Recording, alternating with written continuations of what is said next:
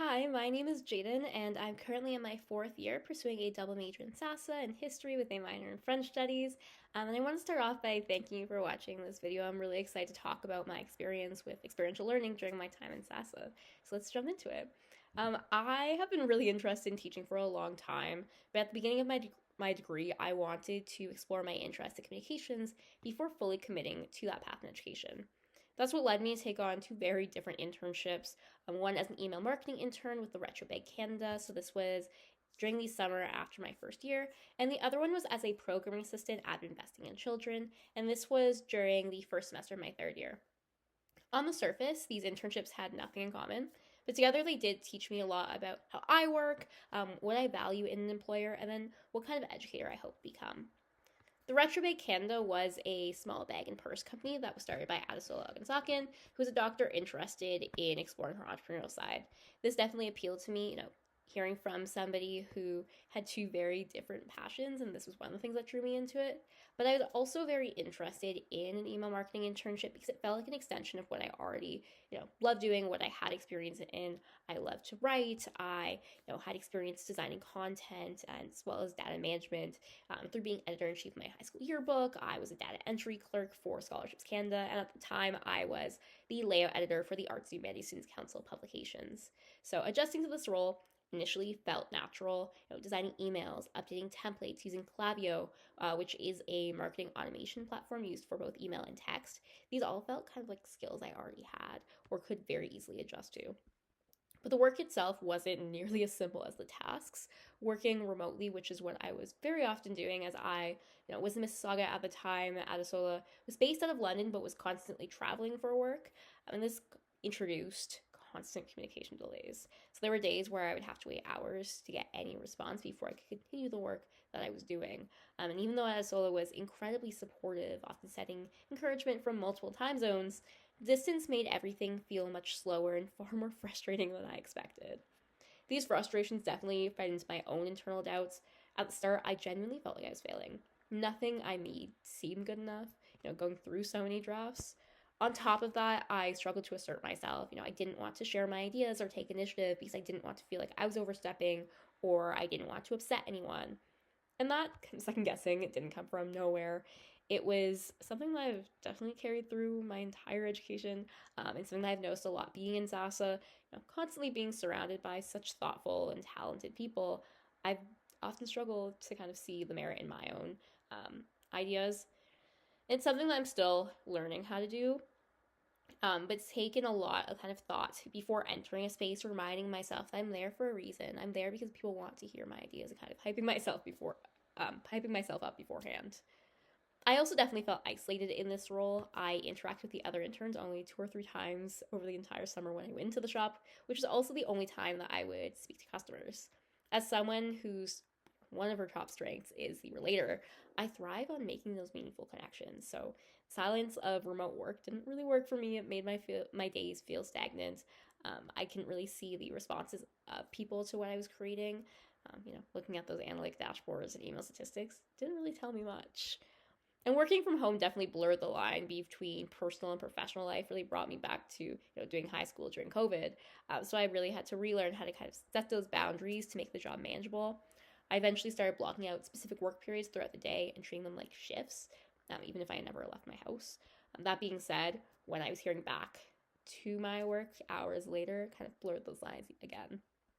Despite these challenges, there are definitely moments of accomplishments that stand out. The pride of my first approved email, I remember making my parents sign up for the mailing list so that I could see as they came in. I'd make them send me a screenshot. I suggested making a customer survey to kind of see, what customers would like to see and give as well as something to work from after I was gone. And then I created a style guide for these graphics for future interns. These moments definitely showed me that, it's worth it to speak up. My ideas do matter, even when things feel difficult. More importantly, though, this internship definitely shaped my understanding of what I want in a future career. It made me realize that I don't want a professional life based on isolation or constant remote communication. I want to work with people, to learn from them. And that's something that kind of encouraged me to lean into my hopeful educator side through my internship at Investing in Children. This is a London-based nonprofit that provides inclusive academic, artistic, developmental, and nutritious programming to young people. And this showed me all the behind the scenes work that makes educational programs such as this possible. As a programming assistant, my goals were, or main tasks were, to support program delivery, ensuring activities were inclusive and age appropriate, as well as to help out with the administrative tasks that kept nonprofit running. At first, these tasks felt very simple: copying coloring sheets, cutting crafts, washing fruit. They felt really tedious. And this is something that I brought up or kind of asked about during my informational interview for my SAS class last year, when I discussed a high school teacher's role with her. And it's something that she pointed out, that this kind of preparation work is huge and often invisible when it comes to teaching. So it really made me feel confident that the work I was doing was going to be helpful in the future. Later, I did get to be more creative. Terry, who was one of my supervisors, asked me to come up with activities for family literacy nights. So typically grade 1, 2, 3. For a session themed around Robert Munch's sandcastle contest, I designed a sandcastle-shaped sorter, for example. Since I wanted to be a high school teacher, kind of brainstorming for this age group was initially difficult. That being said, I consulted with the best young kid I know, my 5-year-old sister, who gave me a lot of inspiration for what I should be doing. And then when Terry mentioned a child with Down syndrome who struggled with some of the activities, I helped to design a sensory board to make the program more inclusive. I also supported Blue Boxes for Kids. So this is a program that distributes books to children across London. So I would sort through the books, seeing what was age appropriate, what could be appealing for different ages. And it really made me think critically about, what makes those books, what makes even teaching resources appealing for different ages, and what makes them appropriate. And something that I'm definitely thinking about now as I work on my individual research project, as I'm looking into how to make tougher topics digestible for younger audiences through the right resources. I can't help but shout out Terry and Sarah, who were my 2 incredibly supportive mentors throughout my internship, and they made me feel really valued and motivated me to keep volunteering with them even after the internship ended. Both of these internships ultimately pushed me to seek more hands-on experience in education. So that's what led me to take on 2 different classroom assistant roles, one in a kindergarten classroom and then one right now in a grade 2 French immersion class, where I've definitely pulled in a lot of my experience with programming prep from investing in children. Being in the classroom definitely confirmed my passion for education. I love forming relationships with both the educators and the students. I love fostering growth and kind of creating spaces where students feel safe and curious, included. It's something that I've definitely been able to help out with as being another adult in the room. If I could give one piece of advice to students considering an internship, it would be to explore as many experiences as possible.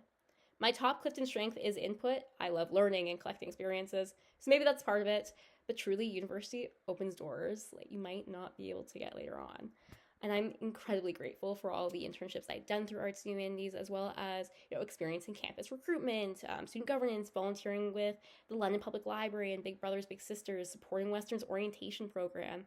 Each of these roles that I wouldn't have been able to access without being here really helped me to kind of meet incredible people, develop skills from event planning to supporting individuals in crisis, and discover what genuinely fulfills me.